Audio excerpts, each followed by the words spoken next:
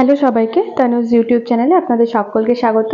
Pressure কুকারে সবথেকে easy পদ্ধতিতে কিভাবে চিকেন সুস্বাদু এবং টেস্টি এবং নরম ছিবড়ে থাকবে না এমন একটা জুসি চিকেন তৈরি হবে, সেই রেসিপিটাই আমি আপনাদেরকে বলে দেবো এবং সঠিক নিয়মটা বলে দেবো, যার দরুন মাংসটা খুব বেশিও গলে যাবে না, আবার কমও গলবে না, একদম খুলেও যাবে না।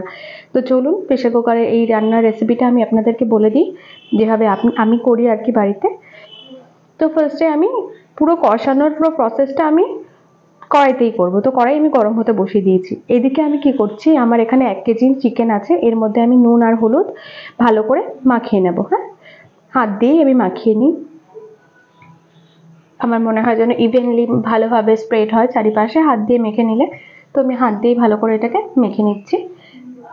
সুন্দর করে মাখানো হয়ে গেছে। এবার আমি এটার মধ্যে কিছু আলু নিয়ে নিয়েছি। কাটানো মানে কিভাবে কেটেছি সেটা তো দেখাইনি। এর মধ্যেও আমি নুন হলুদ মেখে নিচ্ছি। তো ঠিক আছে, আমি দেখিয়ে দিচ্ছি কিভাবে আমি কেটেছি। এটা নুন হলুদ মাখিয়ে আমি এটা সাইডে রেখে দেব।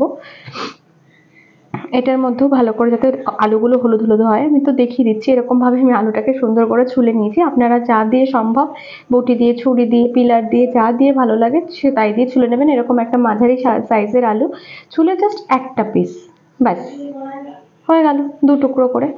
আমার ততক্ষণে কড়াই গরম হয়ে গেছে। এবার কড়াইতে আমি দিয়ে দেব তেল। আমি না রান্নাটা সর্ষের তেলে করব। আমি সর্ষের তেলে রান্না করতে পছন্দ করি, আমি রিফাইন্ড জিনিস পছন্দ করি না।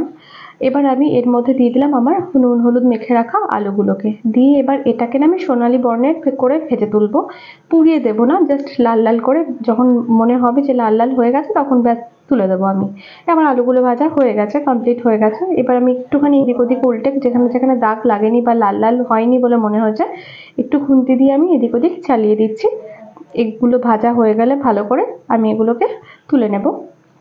এগুলো আমি আঁচ বাড়িয়েই ভেজেছি, আঁচ কমিয়ে ভাজিনি, কারণ দেবো প্রেসার কুকারে, সমস্ত আলু মাংস সব গলে যাবে। কারণ আমার হাতে একদম সময় ছিল না, খুব তাড়াহুড়া করে আমি চিকেনটা করছিলাম, তো আপনাদেরকেও আমি ভাবলাম দেখিয়ে দিই। এবার আমি চিকেনগুলোকে এর মধ্যে নিয়ে সুন্দর করে ভেজে নেব। আচ্ছা, একটা টিপস, এটাই আমি আবার কড়াইতেই চিকেন যখন রান্না করি তখন আমি এই চিকেনগুলোকে জাস্ট কড়াইতে দিই, এইভাবে ভাজতে দিয়ে আমি জাস্ট এদিক ওদিক উল্টে রঙটা পাল্টানোর আগেই আমি তুলে দিই। কিন্তু আমি যেহেতু প্রেসার কুকারে দেবো, তাই চিকেনটাকে একটু বেশি ভাজবো, মানে একটু হালকা লাল বর্ণের হবে, তারপরেই আমি এই চিকেনটাকে তুলবো। তার আগে আমি তুলবো না।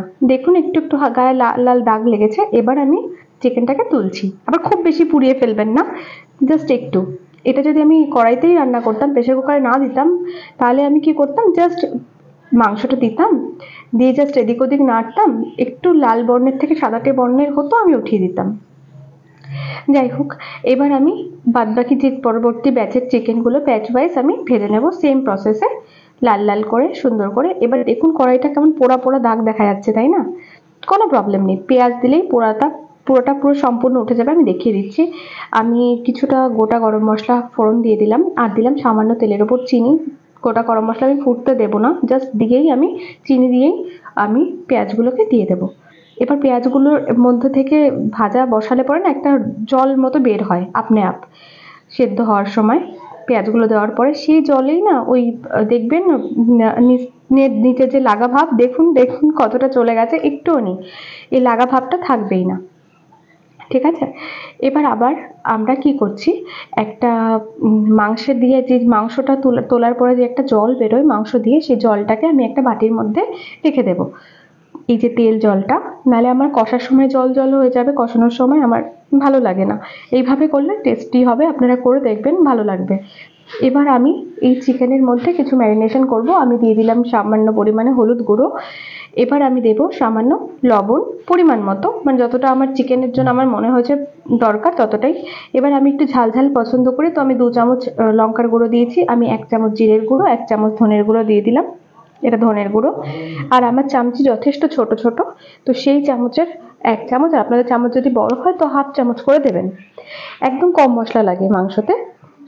এবার দিয়ে দিলাম আমি এর মধ্যে আদা রসুন পেস্ট। এর মধ্যে আছে আমার একটা গোটা রসুন আর 3 কোয়া মতো আদা। এবার দিলাম 3 টেবিল চামচ মতো টক দই, আর একটা বড় বড় করে কেটে রাখা টমেটো কুচি, একদম বড় বড় করে পিস করে কেটে নিয়েছি। নিয়ে এবার সমস্ত মশলাটাকে আমি হাত দিয়ে ভালো করে সুন্দর করে মেখে নিচ্ছি, চিকেনের গায়ে, যাতে ভালোভাবে ম্যারিনেশনটা হয়ে যায়। হ্যাঁ, আমার একদম টাইম নেই, নাহলে আমি ম্যারিনেট করে রেখে দিই, তাই জন্য আমি এখনই ম্যারিনেট করেই দিয়ে দিলাম সঙ্গে সঙ্গে। আর এটা না যখন দেবেন একটু আঁচটা কমিয়ে দেবেন, যেহেতু টক দই আছে সেহেতু আঁচ কমিয়ে দিলে একদম টক দইটা ফাটে না, সুন্দরভাবে বসে যায় ভেতরটায়, একদম তরকারির সঙ্গে সুন্দরভাবে গ্রেভিটা মিশে যায়। এবার এই ভাজা পেঁয়াজটা আমার ভাজা হয়ে গেছে, দেখুন খুব বেশি লাল করে ভাজিনি আমি, হালকা ব্রাউন ব্রাউন হয়েছে, আমি ওর মধ্যে দিয়ে দিয়েছি, একটু লালচে ভাব চলে এসছে, আমি দিয়ে দিয়েছি চিকেনটা।